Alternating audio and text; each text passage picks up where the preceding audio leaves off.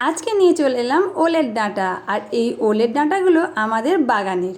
আর এই বাগান থেকে ওলের ডাঁটাগুলো তুলে এনে আজকের মা বলল যে একটু ওলের ডাঁটা চিংড়ি মাছ দিয়ে তরকারি করতে। তাই আমি আজকে ওলের ডাঁটাগুলো নিয়ে ভালো করে কেটে আর পিস পিস করে এটাকে আগে সিদ্ধ করে নেবো। তবে আমি এই চাকু দিয়ে না একেবারেই কাটতে পারি না, আমি কাটি কিন্তু বটি দিয়ে। তবে আজকে আমি এটা চাকু দিয়ে ট্রাই করলাম। ঠিক এরভাবে ওলের ডাঁটার খোসাগুলো ছাড়িয়ে নিয়ে আমি পিস পিস করে নিলাম। আর এটা আপনারা যেরকমভাবে পারবেন সেরকমই পিস করবে। আমি তো গোল গোল করে নিলাম, নিয়ে আমি এটা পুরোটাই সিদ্ধ করে নেবো। তবে এটা কাটতে অনেক সময় লেগে গেছিলো, আমি বটিতে বাকিটা আমি কেটে নিয়েছিলাম।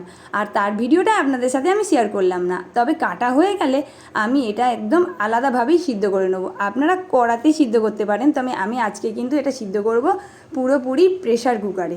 আর এই প্রেশার কুকারে সিদ্ধ করলে খুব বেশি গলেও যাবে না আর শক্তও থাকবে না। আর কাঠের উনুনে আজকের এই পুরো রেসিপিটা আপনাদের সাথে শেয়ার করব। আমাদের এই ওলের ডাঁটাটা কিন্তু খুব বেশি পাকা নয়, তবে খুব বেশি কচিও নয়। তাই আমার এখানে প্রেশার কুকারে মাত্র 3টে সিটি দিয়েছিলাম। আপনারা কিন্তু ডাঁটার ওপর নির্ভর করে প্রেশার কুকারে সিটি দেবেন। আর এখানে আমি হলুদ বা লবণ কিছুই দিইনি, শুধু ডাঁটা আর অল্প পরিমাণ মানে 1 বাটি পরিমাণ জল দিয়ে আমি এটাকে 3টে সিটি দিয়ে আগে সিদ্ধ করে নিয়েছি। আর তারপর সিদ্ধ করার পরে আমি এটা কিন্তু বানাবো সম্পূর্ণ কাঠের জালে আর চিংড়ি মাছ দিয়ে। আর খেতে না অপূর্ব লাগবে, আর 1 থালা ভাত নিমেষেই উড়ে যাবে এইভাবে রান্না করলে। তাহলে চলুন আমরা সিদ্ধ করে ফিরে আসি।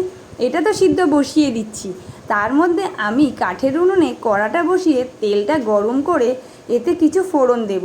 তাতে কী ফোড়ন দেবো সেটাই আমি আপনাদের দেখাই। প্রথমে কালো জিরে দিলাম আর দেবো 2টো শুকনো লঙ্কা, আর কিছু লাগবে না। এবারে নুন হলুদ মাখা সেই চিংড়ি মাছগুলো দিয়ে একটু ভেজে নেবো। চিংড়ি মাছটা কিন্তু বেশি ভাজলে চলবে না, তাহলে কিন্তু শক্ত হয়ে যাবে। অল্প একটু নাড়াচাড়া করে নিলেই বাস হয়ে যাবে।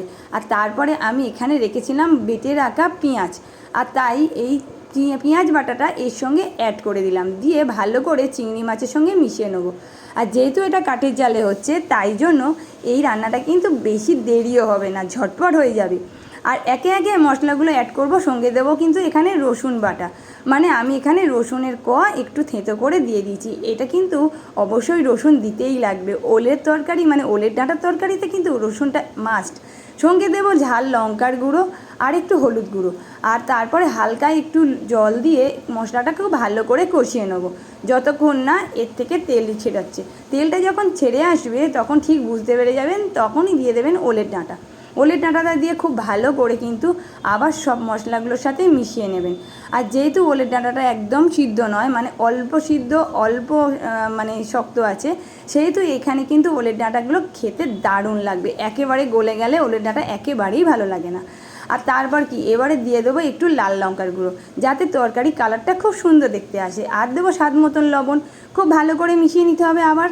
তারপরে এর সঙ্গে কিন্তু হালকা একটু চিনি অ্যাড করবেন। আমি কিন্তু এখানে অল্প একটু চিনি দিয়েছি, আপনারা চাইলে দিতেও পারেন, না হলে কিন্তু এটাকে বাদ দিতে পারেন।